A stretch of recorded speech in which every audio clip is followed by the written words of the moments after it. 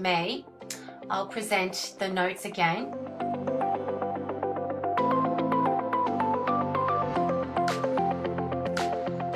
Yes, please. Awesome. Okay, so that means, have I got now the controls? Great.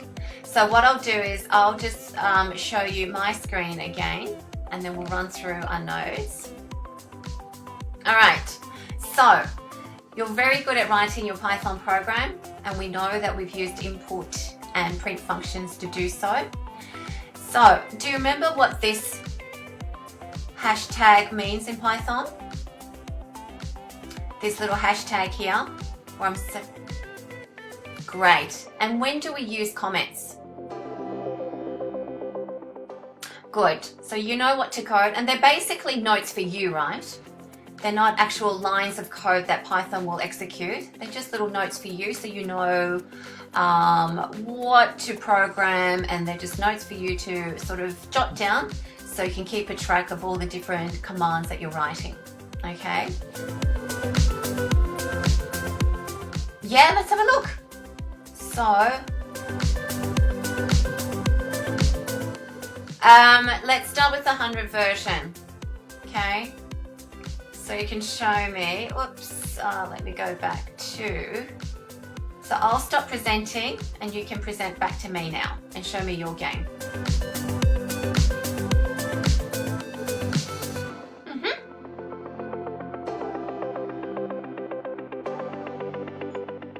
Okay, so remember, if you go down to the bottom of your screen, there's that little Present Now tab that you can click onto. Awesome. What is your guess? So it's a number between what, 1 to 100? 50? Too high. 45? Too high. 30. Okay, 19.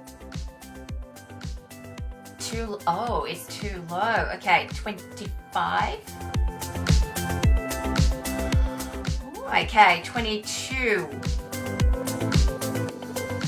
Yay! Fantastic! So you took 6 guesses and your guessing average was 6. Okay. Starting round number 2, let the guessing game begin. Oh, okay. Oh my gosh, you did a 1 to a million. Is that in the range? Show me your actual line of code, your source of code.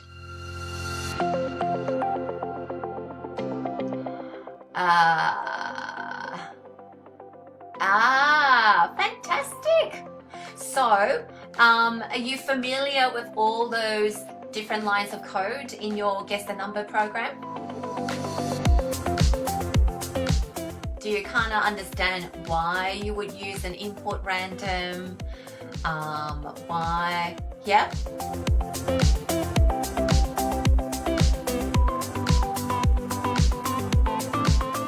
That's right. That's right. And I think you've even done if statements as well in that program, yeah? Okay. That's right. So if you got there, if the player's guess is equal, then quit text, if confirm quit. Oh, okay. So you've done this. I was going to take you through this game as well, but we're using slightly, sure. Why don't you enter the numbers? So it saves me reading out all those long numbers. 500,000. Too high. 300,000. That's too high. 100,000. Too low. Too low. Too high.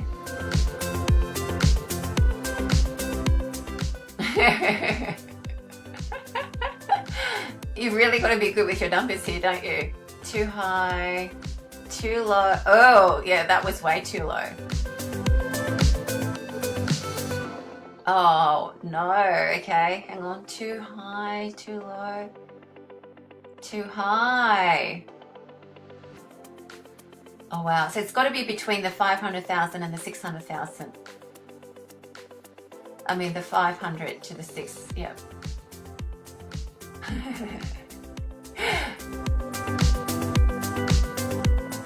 It is hard. So how many guesses have you got in this program? Is there like a, have you got a sort of a cap on how many guesses that you can take? No. Until you get the number or until you quit. So we could be here for a long time. Is that right? Awesome. So you've got it. Yeah, you're getting there. Too low, too low.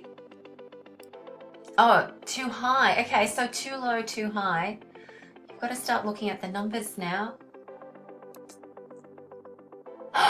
You got it. So you took 24 guesses. Awesome. You're guessing average. Nice. Well done. Yes. All right. So pass the printing sharing to me and then we'll continue. All right. Awesome. Let me share. It is. It is. It's a different, it's a newer sort of a meeting program than a Google Hangout.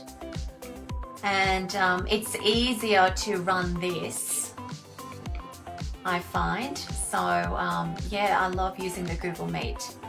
All right, so let's just go back here and have a look. Okay, so tell me, Tree, what's your understanding of a function?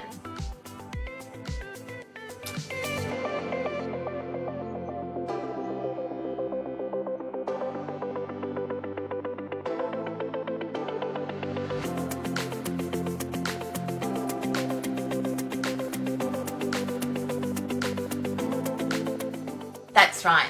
That's right. So think of a function as a set of little instructions. Okay. So when we use the print function, it's basically instructing the computer to display text that we type in between the brackets. And when we're using the input function, it's another set of instructions. We're asking the computer to let the user type in something. And then when we then use the print function again, it's displaying what they've actually entered in. So it's like a mini program inside a program. Do you know what a function call might be then?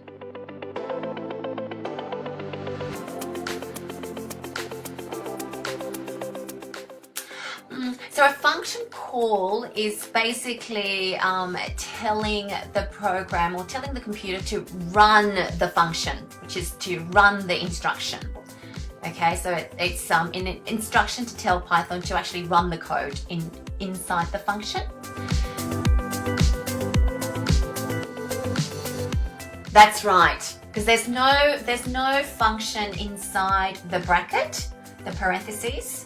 So you can have print and then open up your bracket, and if you've got nothing in between the brackets, well, it's got nothing to display basically. The computer's got nothing to print, right? So that's why within the actual parentheses or the bracket, we need to give it a set of functions to run, to call, okay? And if we have something entered in between those brackets, like hello world here, then this is what the computer will print and display on the screen. Okay, so that's what you would call a function, which is a set of instructions inside the parentheses. And then a function call is when we run the module or run the program, it calls the function and then it executes the instruction and then it displays this text called hello world on the computer screen. Okay, so these are all just, yep.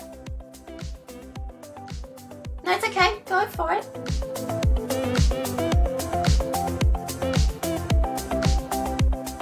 Okay. If you remember it, just stop and let me know, okay? Now, remember when we used the my name? Do you remember what this is called again?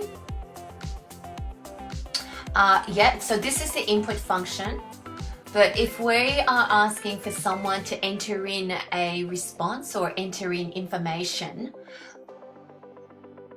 yeah, it's a function call here within the input function, but this new string or this new text would be called a variable. Okay, and a variable is basically new data that we can create and make up on our own. Okay, do you remember in the holiday camp we said spam equals bacon?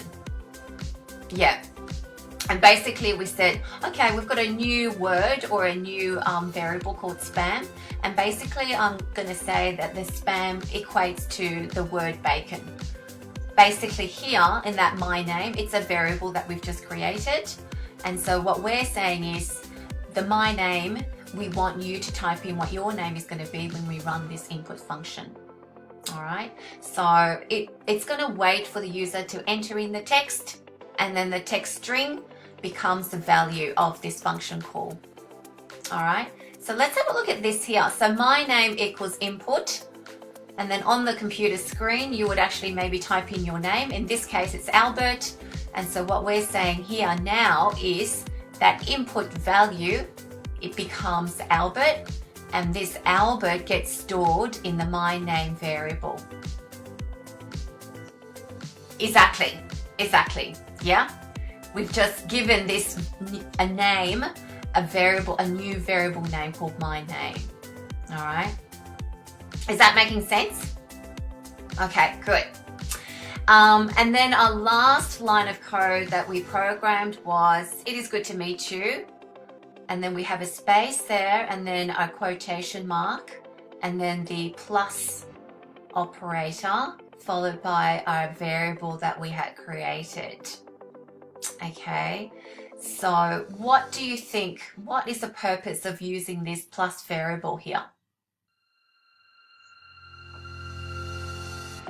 Exactly, it adds in the variable or whatever text the user enters in. So whether it's Tree, Jenny or Albert or Janet, it's whatever the user enters in as their name.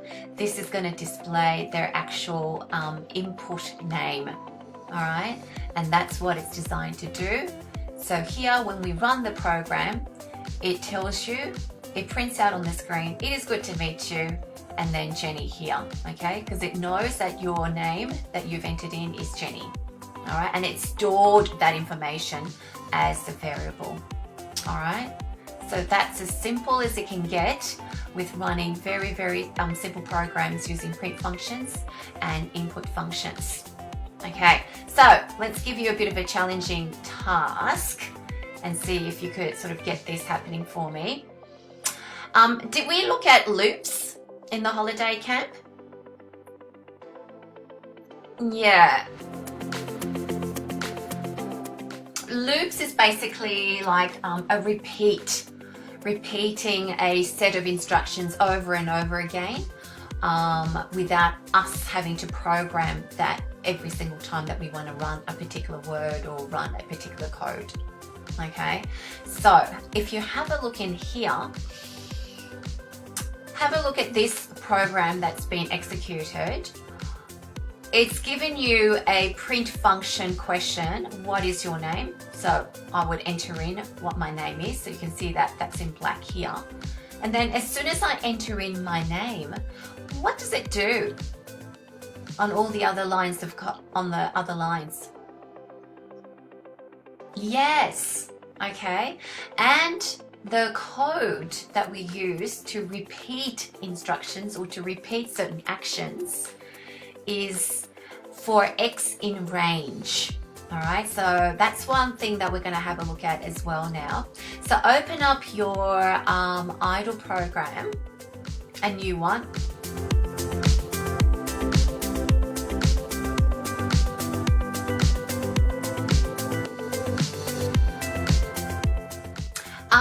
You know why? Because we're asking the name as an input, so you can actually type in your name at the same line here when you run the program. Does that make sense?